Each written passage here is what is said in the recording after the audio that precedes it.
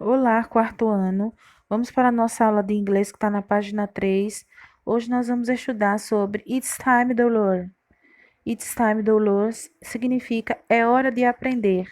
Nós vamos conhecer como podemos pronunciar algumas partes do nosso dia e como podemos também pronunciar alguns objetos que são usados para verificar as horas.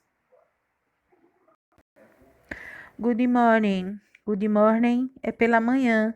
É o período do dia em que costumamos wake up, acordar. Acordar é wake up. Pela primeira vez no dia e em seguida tomamos o nosso breakfast, que significa café da manhã.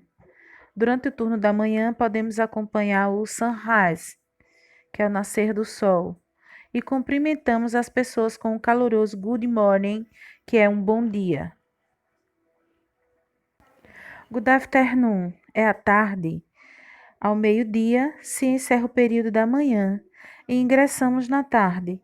No turno da tarde, costuma-se have lunch, almoçar.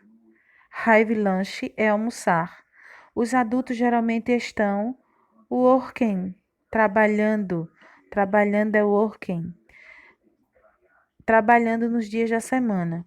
O cumprimento adequado para esse turno é good afternoon, que é boa tarde. O horário da noite se divide em duas pronúncias. Quando está iniciando o anoitecer, nós podemos usar o good evening até às 6h30, no máximo 7 horas. Depois das 7 horas é outra pronúncia. Good evening é o horário mais claro, é o início do anoitecer. Good night. A noite chega quando o dia vai embora ao sunset, que é o pôr do sol. Pôr do sol significa sunset, se pronuncia sunset. Esse é o último turno do dia em que costumamos passar acordado. É nele que podemos have dinner, jantar. Jantar é have dinner. Agora precisamos ter cuidado na hora de cumprimentar e se despedir de alguém à noite, pois a expressão good night, apesar de querer dizer boa noite, ela é usada para se despedir de alguém quando estamos indo dormir. Antes, podemos cumprimentar alguém que encontramos à noite utilizando a expressão good evening, que é até às 7 da noite. Depois das 7 da noite, que já está horário mais tarde, nós usamos good night. Vamos conhecer agora alguns objetos que podemos usar para reconhecer as horas. Clock ou watch. As duas palavras acima querem dizer relógio. No entanto, o watch refere-se aos populares relógios de pulso, watch, enquanto o clock refere-se aos relógios de parede ou de mesa, os quais costumamos utilizar para ver se o nosso relógio está com o horário devidamente ajustado.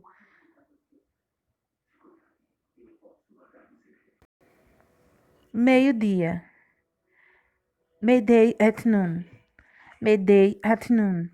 Ambos os termos se referem ao meio-dia, mas é necessário ter muito cuidado na hora de contextualizar cada um dentro de uma frase. O termo Mayday traduz a palavra composta meio-dia, enquanto at noon significa ao meio-dia.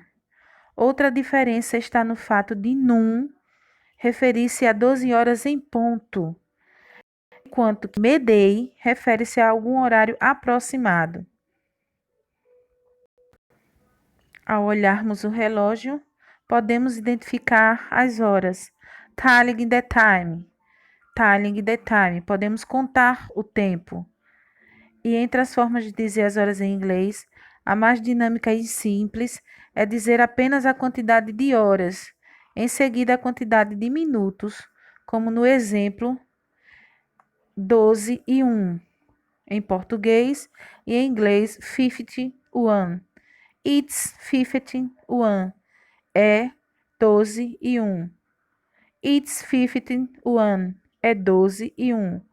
E para finalizar, vamos marcar as páginas 9, 10 e 11 do nosso livro e responder as atividades com muita atenção. Até a próxima aula.